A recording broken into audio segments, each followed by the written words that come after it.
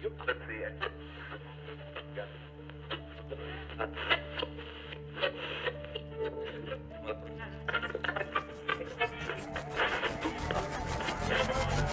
you ever feel like your smartphone is listening to you?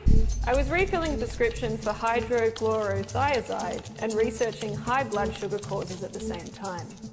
Google pops up and showed a link between that prescription and high blood sugar. I can basically use Instagram ads as a casual period tracker. A couple of years ago, I was talking to a I friend. rather resented that when I turned 16, my kids How did this happen? Your smartphone follows you wherever you go, tracks your movement, and stores all kinds of personal data. That is hard enough to get used to. But what about the idea of your phone spying on your conversations? How do you sustain a business model in which users don't pay for your service? Senator, we run ads. There's a system that's watching everything you do. The government is collecting records of every phone call in the United States. If you look around at the world right now, when you look at news, when you look at news coverage, when you look at every controversy that we see, something has changed. Data security, surveillance, the internet, manipulation and influence that's provided or produced rather by corporate or governmental control of this permanent record of all of our private lives that's being created every day by the devices that we have. If technology is going to be the servant rather than the governor, it has to serve the interests of humanity, and humanity does not have to serve it. We're in a situation now where humanity is serving technology. For more than 100 years, the telephone companies have provided wiretapping assistance to governments. For much of this time, this assistance was manual. Surveillance took place manually, and wires were connected by hand, calls were recorded to tape. But as in so many other industries, computing has changed everything. The telephone companies built surveillance features into the very core of their networks. I want that to sink in for a second. Our telephones and the networks that carry our calls were wired for surveillance first and foremost. What that means is that when you're talking to your spouse, your children, a colleague, or your doctor on the telephone, someone could be listening. Now, that someone might be your own government, but it could also be another government, a foreign intelligence service, or a hacker, or a criminal, or a stalker, or any other party that breaks into the surveillance system, that hacks in to the surveillance system of the telephone companies. They can read your email, they can collect every document, they can look at your contact book, they can turn the location services on, they can see anything that is on that phone instantly and send it back home to the mothership. They can do the same with laptops. The other prong that we forget so frequently is that in many cases they don't need to hack our devices.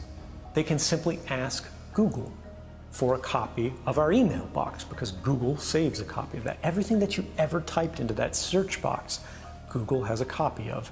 Every private message that you've sent on Facebook, every link that you've clicked, everything that you've liked, they keep a permanent record of. And all of these things are available not just to these companies, but to our governments, as they are increasingly deputized as sort of miniature arms of government. What about enabling your microphone camera? If you can do it, they can do it. It is trivial to remotely turn on your microphone or to activate your camera, so long as you have systems level access. If you had hacked someone's device remotely, anything they can do, you can do. They can look up your nose, right? They can record what's in the room. The screen may be off as it's sitting on your desk, but the device is talking all of the time. The question we have to ask is, who is it talking to?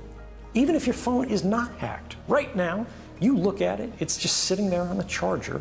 It is talking tens or hundreds or thousands of times a minute to any number of different companies who have apps installed on your phone. It looks like it's just sitting there, but it is constantly chattering. And unfortunately, like pollution, we have not created the tools that are necessary for ordinary people to be able to see this activity. And it is the invisibility of it that makes it so popular and common and attractive for these companies. Because if you do not realize they're collecting this data from you, this very private and personal data, there's no way you're going to object to it. One of the fundamental flaws in US privacy legislation is the fact that we are one of the only advanced democracies in the world that does not have any basic privacy law whatsoever. We have the Fourth Amendment of the Constitution, which is the reason that I came forward, but that restricts what the federal government can do. That restricts what the state governments can do. It doesn't restrict what companies can do. And as you know, as everybody knows, these companies are playing a bigger and bigger part in the world today. We have to say, all of these records that they're creating about all of us, all of this control that they're developing from these surveillance programs, whether they're saying they're doing it for targeting advertisements or whether they're doing it for targeting killings, these records belong to the people that they are about, not to the companies. And this is a fundamental change that we have never discussed in a meaningful way, broadly and publicly, but we have to, because all of these governments, the mass surveillance system, why do we have it? Why is it useful? They say because of terrorism. They say it's saving lives. They say it's preventing attacks. Were these programs effective in stopping terrorist attacks? A few days ago, a group of scientists, doctors, environmental organizers, and concerned citizens got together and they called for the urgent stop to the deployment of 5G. They said that it's been proven harmful to human bodies, that this is an experiment on humanity, and that this should be called a crime under international law. 5G is a weapon. It's used by the military. Do you know these 5G millimeter wave technologies are used to scatter crowds? They drive up in this technology when they want to scatter a cloud, and they put out these frequencies in a much higher power than 5G will be initially with us, but the same frequencies. And people scatter because they get the feeling their skin is on fire. Because the human body, including the skin, is an antenna. It interacts with frequencies and it receives and transmits information. At the cutting edge of understanding of DNA, scientists know that DNA is a receiver-transmitter of information. I have to tell people 5G story. It's bigger than the Holocaust. It's bigger than anything you've ever heard. I'm Mark Steele. Anybody who hasn't heard me. I'm a weapons systems head-up display expert. I'm one of the leading experts in the world. I've actually brought cover in relation to this, and the reason I became an expert was because I invented 5G as a killer. Do not believe a single word I say. Not one. I want you to do your own research. You'll find it's absolutely terrifying. There are going to be boxes broadcasting 5G, this weapon, down every street, all over the world. What we're concerned about 5G is that it's going to require a transmitter about every 3 to 10 homes. So you're talking about a small cell tower placed in front of your home. Because at these high frequencies, you can't have... It doesn't travel very well. Yeah. And people need to understand, it's 24 gigahertz to 90 gigahertz. These are not 2 feet. These are 2 inches to half an inch. And this is very dense wireless radiation hitting our bodies. What we know is that it pulses more, it's got higher frequency, more waves per second, it beats up the cells more.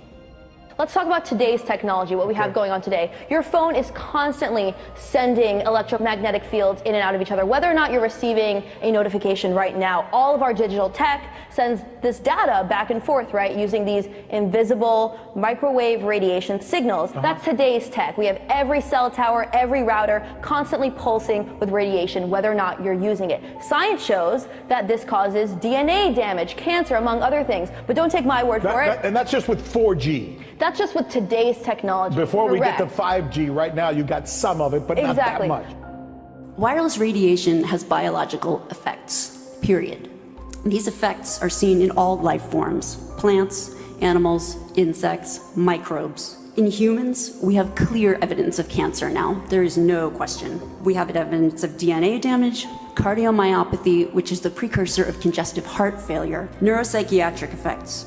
So 5G is not a conversation about whether or not these biological effects exist. They clearly do. 5G is a conversation about unsustainable healthcare expenditure.